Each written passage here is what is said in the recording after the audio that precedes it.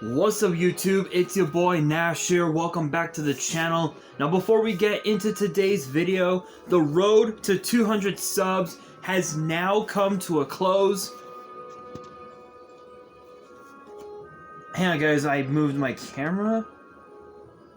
There we go. Anyway, as I was saying, the road to 200 subs is now over, and we're now on the road to 500 subs. Who knows, maybe we might get to 500 subs by the end of the year. Is it possible? Yes. Bound to happen? Only time will tell. But as I have said in previous videos, if this channel does get to 500 subs, I will open up this Korean LOB booster box in its entirety on the channel that I got from my partners at Collector Store. So be sure to check them out. Link and address will be in the description below. By checking them out, not only does it support them, it also supports the channel, and I would greatly appreciate it. On the hopes to potentially pull a Blue Eyes White Dragon, a Dark Magician, a Red Eyes Black Dragon, a Piece of Exodia, Monster Reborn, Pot of Greed. The possibilities are out there.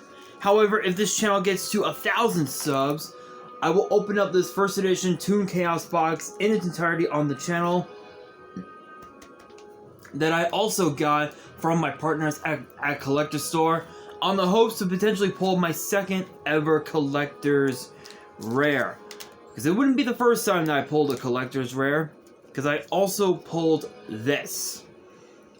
A Collector's Rare B-Cup from the Underworld from my Genesis Impact box opening that I did several months back. Looking at it, centering looks amazing, and I am going to be getting it graded. I just don't know when exactly, but if you guys want to see those, but with that being said, if you guys want to see those boxes get opened, maybe you guys want more episodes of WWE's Biggest Issue. Maybe you guys want more episodes of Yu-Gi-Oh's Biggest Issue. Deck profiles, card discussions, WWE topic videos, or maybe, just maybe, you guys want some premium live event predictions and results.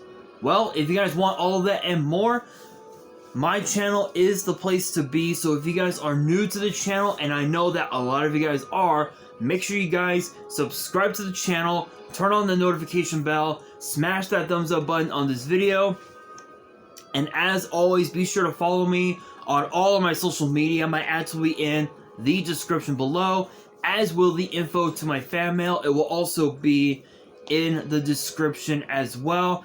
And I want you guys to post in the comments below answering the question of the day, which ties into today's video, which is this. What are your guys' thoughts on the White Aura archetype, and what decks do you believe could work with this archetype? Let me know down in the comments below, because I honestly think Mermails might be the move, but I don't know. But with that being said, guys, today's video we are going to be talking about the new White Aura support that'll be released in the upcoming core set, Phantom Nightmare. Now, the White Aura archetype, I think all we got were like synchros, and if I remember correctly, we got them from a Battles of Legend a number of years back. I want to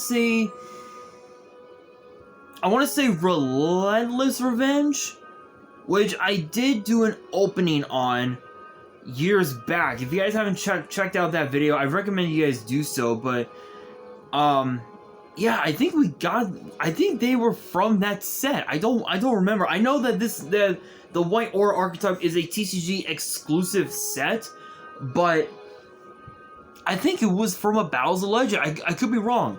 But I think that was the case. And now we got new support for the archetype, and there are only four cards to talk about in this video. But it's pretty cool that TCG exclusive archetypes such as the White Aura archetype is getting new support, and I'm looking at this first card right now.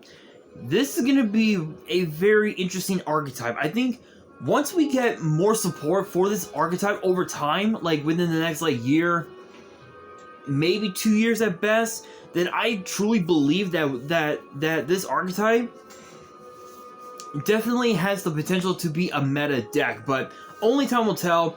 But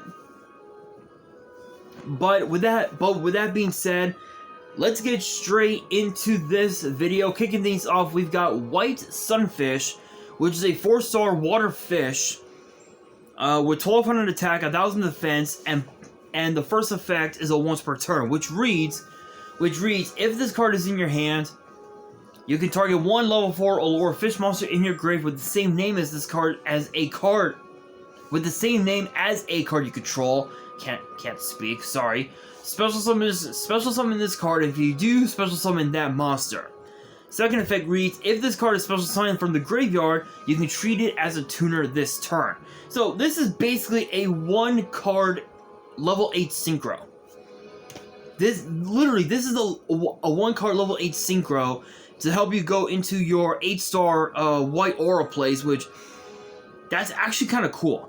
That's actually kind of nuts, in my honest opinion. What's even more cool is that you can also, funny enough, I think the sharks might also be beneficial, because the shark archetype, for the most part, is all Xyz monsters with only one Link monster, and I think that's abyssal fish, something like that. I think I might have it in my. I think I might have it in my binder. Give me a second. I think I have it in my extra deck binder. So I need to go to my links. Go to the back. Where would I put it? Abyss Keeper. That's the name. Here it is. This is the only Link monster. There we go. Yeah. So Abyss Keeper's effect says that it cannot be used as Link material the turn it is Link summoned. If this card is Link summoned, you can special summon one fish monster from your hand to your zone this card points to. You can target one of the fish you control and one card your opponent controls. Banish those cards. You can only use each effect once per turn. This is basically a really good card. The only problem is that if the card gets impermed and you only have one copy of that card in your extra deck, you're pretty much screwed. Unless if you have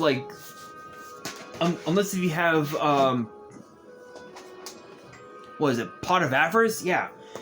So unless if you have Pot of Avarice in your shark deck, Abyss Keeper might be a bit of a troublesome card for your opponent, but still, I think sharks could actually benefit from this from this archetype. Funny enough, I think you could also go into you can go into a plethora of level 8 synchros depending on what your extra deck looks like. You can go into pretty much anything, which is pretty cool. But still, again, that card is a 1-card level 8 synchro summon. Enough said. Next up, we have White Sardine, which is a 2-star water fish with 800 attack, 0 defense. First effect is a once per turn. Oh, I think they're both the same. I think they're both the same, aren't they? Hang on. Okay, so the second effect of Sardine is the same as Sunfish, but the first effect is different from their first effects are different from one another. And so the first effect reads you can send one white sardine from your deck to the graveyard. Special summon this card from your hand, and you cannot special summon monsters from the extra deck for the rest of the turn except water monsters. So that's actually kind of cool. That's actually kind of cool, with both of their second effects being the fact that if they were cyber dragons, if they were summoned from the graveyard, they're both treated as tuners. That's actually kind of cool, but hang on, guys. Something's caught in my tooth. There we go. There we go. There we go. I think I got it. Anyway,